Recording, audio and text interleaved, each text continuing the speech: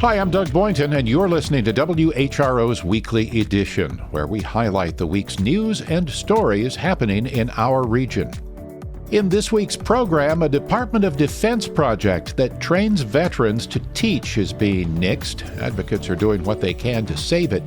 They helped me with interview skills, what school leaders are looking for than what the Army was. They constantly told me, hey, look, here's a job fair, here's their opening, etc. WHRV folk music director Barry Graham chats with musician Ricky Skaggs about his long career ahead of his concert in Newport News. And a Navy sailor at Naval Station Yorktown was arrested in connection with the death of another sailor.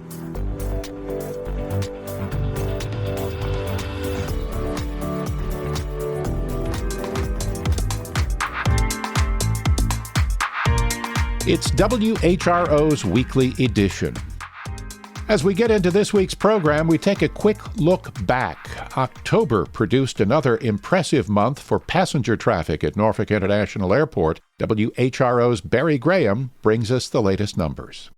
More than 408,000 passengers came and went. The sixth month in a row passenger count exceeded 400,000. Most of that traffic, 86%, came from the so-called Big Four airlines: American, Delta, United, and Southwest. Spirit Airlines, which filed for Chapter 11 bankruptcy protection, handles about 5% of Norfolk's traffic. The other budget carriers, Breeze, Frontier, and Allegiant, total about 9% of the comings and goings. Year to date, nearly 4.1 million passengers have come and gone. Airport officials say the summer's computer malfunction that grounded many flights may keep Norfolk from reaching 5 million passengers this year. Barry Graham, WHRO News. Also happening locally, Customs and Border Protection officers had an interesting find. They discovered fentanyl powder while inspecting vehicles in an export container right here in Norfolk. WHRO's Jordan Christie tells us more. CPB officials in Norfolk inspected 3 cars shipped from Maryland to Sierra Leone on November 8th and discovered a white powdery substance commingled with personal effects in the vehicles. The officers tested the substance and identified it as fentanyl hydrochloride, weighing a little more than 4 ounces. The DEA reports that fentanyl is up to 100 times stronger than morphine and 50 times stronger than heroin. The drug is the driving force behind the opioid epidemic, accounting for the majority of overdose deaths in the United States. Customs officials seized the fentanyl and are continuing an investigation. Jordan Christie, WHRO News.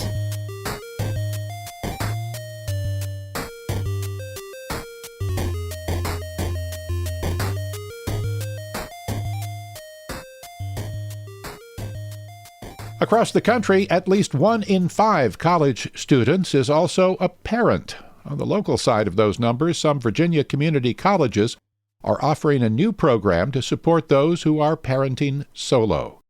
Megan Pauley with VPM News has more. 5-year-old Ace and 2-year-old Akai are playing with blocks and letters while their mom Ashley prepares to study. Uppercase C, and take it away, and uppercase E. Ashley shows Akai a shaker with sprinkles and tiny animals. Can you find some things in there? What's that? Turtle. Ashley Butler is in the Early Childhood Education program at Bright Point Community College in Chester and says she's able to get some studying done here at the school's library, even with her 2-year-old right here with her in the same room. When you're a parent, you learn to muffle out the background noise, and him being occupied actually is what keeps me being able to do my work. The study room is set up specifically to accommodate working parents. Kids can't push the door open from the inside, and there's a small kids table with activities and books set up in one corner, and lots of toys. It's part of a new program called CAPS, which stands for College Attainment for Parent Students, and was piloted at 4 other community colleges across the state last year. It offers an array of supports, including a financial stipend students can use for childcare or other expenses, emergency funding, and mentoring. Because it's paid for by the nonprofit Virginia Foundation for Community College Education, it's capped at 20 students per semester at each college. And there's a wait list for the program at all of the schools, though the foundation hopes to expand to more students. Butler says the most helpful part of the program for her has been the encouragement to keep going, both from her program coach and from other CAPS students. A lot of times you do get burnt out and you're tired, and then you have those other parents that are like, you can get through it, you got this. Katrina Bailey is the CAPS coach at Brightpoint. She says students often call her when they're feeling depressed or overwhelmed. But it's not just emotional support she provides. Her role is multifaceted. I'm here to help them navigate some of those financial aid questions, advocacy with a professor, those types of things. If I can help them with that, that's helping them stay in school. Brightpoint surveyed students recently, and of those who responded, 200 said they were parents, a majority single. Bailey thinks there are probably a lot more. And I say that because I can sit in these halls and I can hear folks talk, and they're like, oh yeah, no, I have to run, I have to go get my kids. I hear people talking about their kids a lot. Another Brightpoint CAPS participant, Zipporah Moore, says the financial support has been a tremendous help. The mother of 4 has been able to put her kids in a YMCA camp over the summer so she could focus on her schoolwork, and a basketball camp for her daughter. It has helped me get them some back to school items that they needed. They even had a stipend for like a technology bill, and they was actually able to pay my phone bill for me. She also received emergency funding to help make a car payment. Moore completed a health sciences degree in May and is now taking more classes to become a certified nurse aide. I'm juggling it. Juggling it has meant sometimes working the overnight shift at the hospital so she can go to school during the day. CAPS has been so beneficial for her that she referred a coworker to the program. I know it has helped her, and I'm glad I was able to help her, help herself. For VPM News, I'm Megan Pauley in Chester, Virginia. Still ahead on Weekly Edition, we'd say this is something to get excited about if you take mass transit in the area. Every single Hampton Roads transit vehicle is now equipped with Wi-Fi. Also, just in time for the holidays, a Hampton-born NFL player gave back to area families this Thanksgiving week. But first, the Nottoway Indian Tribe of Virginia is fighting for federal recognition, and they've received help from a Virginia congresswoman in the form of new legislation. WHRO's Nick McNamara breaks it down. The Nottoway have lived in modern-day Nottoway, Isle of Wight, Sussex, Southampton, and Dinwiddie counties for more than 400 years. McClellan shared more about the history of the tribe on the U.S. House floor. The Nottoway people first appear in the written record in 1650 when merchant and colonist Edward Bland encountered 2 Nottoway towns on the Nottoway River. Virginia granted the tribe state recognition in 2010. Federal recognition allows the tribe to access more funding and other opportunities. In a press release, Nottoway Chief Lynette Alston says federal recognition can't undo the damage done to indigenous communities in the last 4 centuries, but it can create opportunities for a better future. Nick McNamara, WHRO News. Every Hampton Roads transit bus, ferry, trolley, and light rail car now has free wireless internet for riders. WHRO's Ryan Murphy reports. Most of HRT's fleet has had wireless for some time, but older buses, for instance, needed to be retrofitted. That work wrapped this summer. The effort is part of a package of technology upgrades, including 5G routers for upgraded video surveillance on every vehicle, as well as readying them for future digital transit passes. HRT does ask that if you're going to use the new Wi-Fi networks to listen to music, you do so through your earphones. Ryan Murphy, WHRO News.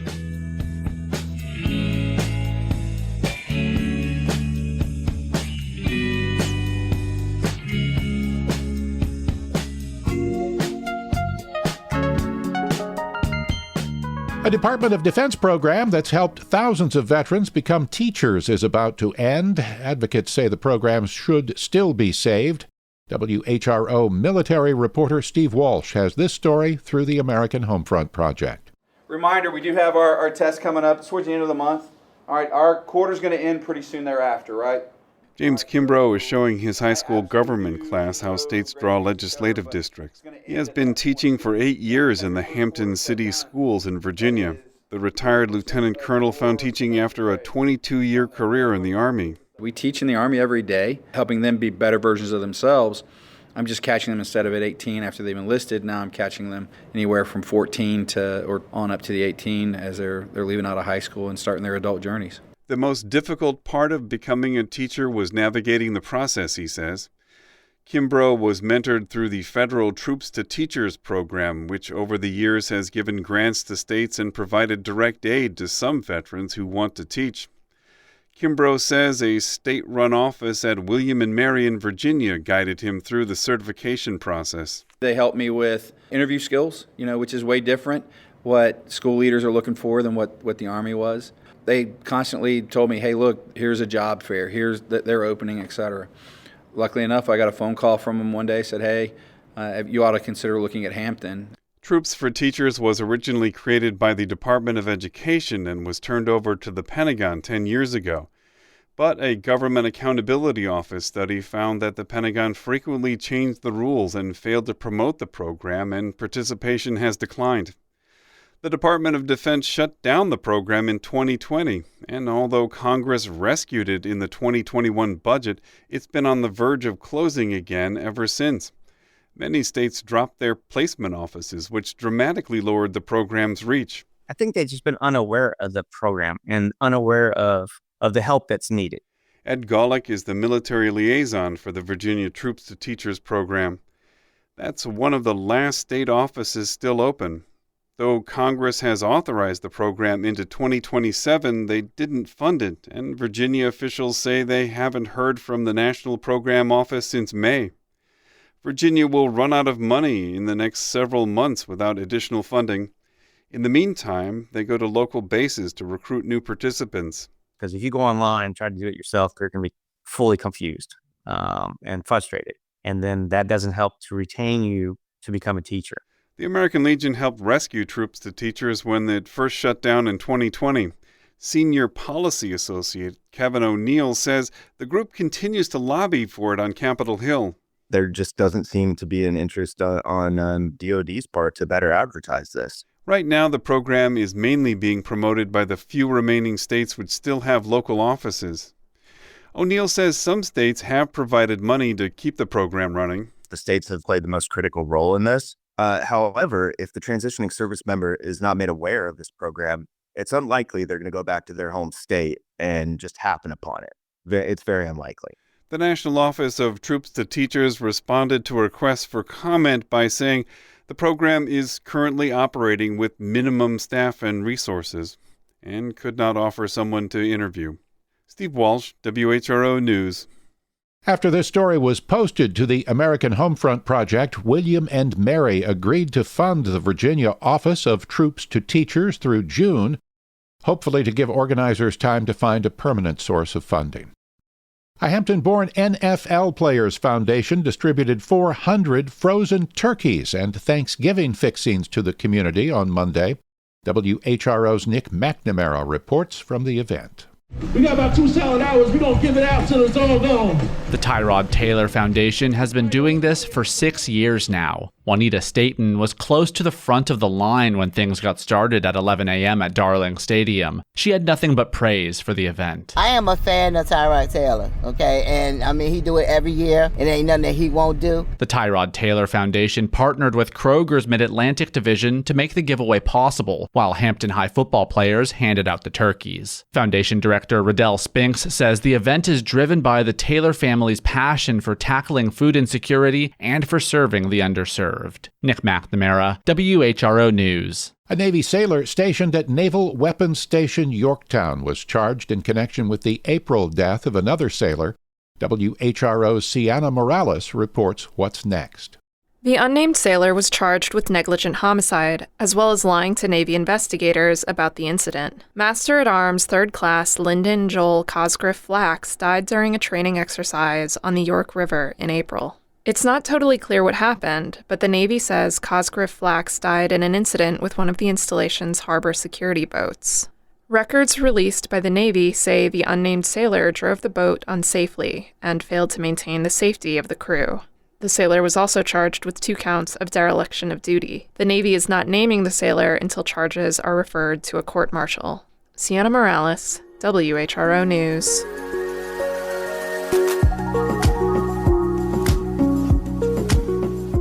This is WHRO's Weekly Edition. Remember, for any stories you've missed, you can visit us on the WHRO smartphone app or all social media platforms. And now, if you're a fan of country music, something for you. Country star Ricky Skaggs launched his career at age 6 when he shared a stage with the legendary duo Flat and Scruggs. 6 decades later, he's still making music and preparing for his annual Christmas tour, which will be making a stop in Hampton Roads. WHRV folk music producer Barry Graham caught up with Ricky to talk about his career and the changes he's seen in the music industry. Ricky, you're one of the few artists who I think can really forge the divide between traditional and progressive bluegrass music. In fact, if you think about it, you have really been able to forge that divide between all the genres of music. You've shared the stage with Bill Monroe and Fish. That's not an easy thing to do. I just love music, and I was created to play music. I know that. I didn't know it so much when I was 5 years old. But my mom told me when I was young, she said, listen, you have a gift that a lot of people don't have. And you take this and keep this as a gift and grow it as a gift. And don't you let it go to your head. You ventured pretty hard and also very successfully into mainstream country music in the 80s, and you were hugely successful. I saw an interview with you once where you're talking about how many trailers and trucks you had out on the road and major concert production. What was the driving factor leading you back into a more traditional sound of bluegrass? I was getting a little disenchanted where country was going. It was the 12 and 14 buses with, one group having all those buses going out and touring and, the big jam and all of that, in the huge arenas. And, I knew that as much as that would be fun to step on stage with 50,000 people, I don't know. I didn't have it in my heart to really press through that. I mean, I had a lot of employees, buses, and tractor trailers and all that kind of stuff. But came to a head, especially then when Mr. Monroe passed away. I just felt like it was tag, you're it. How has the music industry changed today? I can tell you personally, music comes to me through downloads. It doesn't come to me through CDs. What has this change in the music meant to a performer, an established performer like yourself? Well, I miss cassettes. I don't miss 8-tracks. I miss cassettes, and I miss CDs. And I've still got tons of them here in my house, and I love, of course, I don't have a CD player now in my Aviator, my Lincoln. So I still, I listen on digitals, downloads and stuff now, but it's amazing the stronghold that the record labels used to have, selling stuff. Is just kind of, man, that whole world has changed, and. But I'm, I think it changes the way people even approach music now. We used to sit down with a cassette recorder and play, and write songs and that kind of stuff. Now you can record them down on your iPhone, and so the whole industry has changed. It's changed. It's changed a lot, but my focus has not changed. So I'm still out, playing bluegrass. And now, this time of year we're gearing up for our Christmas tour.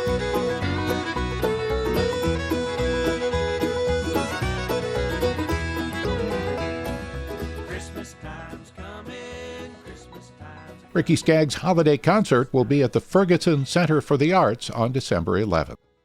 I keep seeing stories about how leaving the leaves alone for the winter may be good for your lawn. What's with that? So I got in touch with Ashton Holliday Goulart. She's the Virginia Tech Extension Services horticulturalist for Virginia Beach. I should leave the leaves on my yard?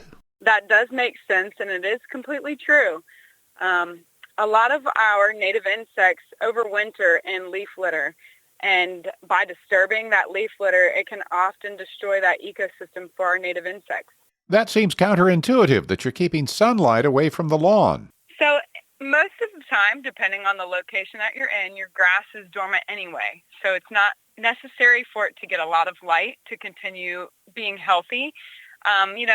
The health of your grass in the wintertime when it's overwintering or hibernating, as you would say, depends on the root health as well, too. So if it's healthy underneath, you'll have healthy turf the next year. But some people are concerned about their turf. And when anyone personally asks me, I always tell them just to rake it and move it into their flower beds. If they don't have a thick layer of mulch down and they just want to put that leaf litter down and then put a little light layer of mulch on there, you can still keep those leaves in your yard. So if I'm going to rake, I should do it in the spring. In the springtime, that's when everything's starting to come alive. Native bees, native moths, your lightning bugs, stuff like that. They're starting to wake up as well as you're getting those first spring flowers opening up for a food source. I and other sources have recommended to always wait to rake until about April-ish, so when there are actual flowers flowering. Sometimes you can wait until March, or start in March, I should say, especially in the Hampton Roads area since everything is starting to bloom a little bit earlier. In my yard, I rake at the end of March, early April.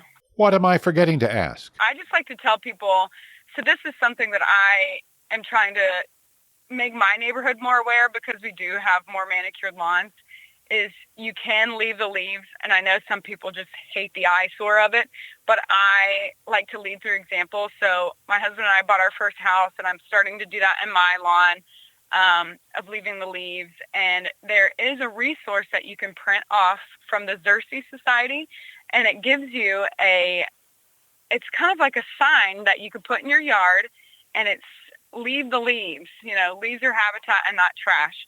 So that if people see the leaves and they're like, oh, they're not raking their leaves, that sign's there so that they can read and kind of educate themselves on why I'm not leaving my leaves, why it's important to me, and why it's essential to our ecosystem. Ashton, thank you for your time. Yeah, have a good day. Once again, if you're interested in one of those signs, it's the Xerces Society, spelled Xerces.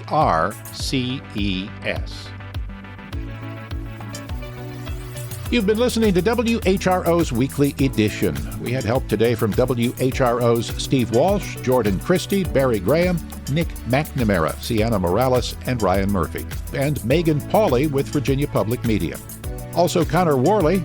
Thanks as always, he produced today's show. A reminder, you can always catch full episodes on the Weekly Edition podcast feed. You can get your news updates at WHRO.org and the WHRO Reports podcast feed, also from the WHRO app. For all of us at WHRO and WHRV, I'm Doug Boynton. Stay safe. Be well.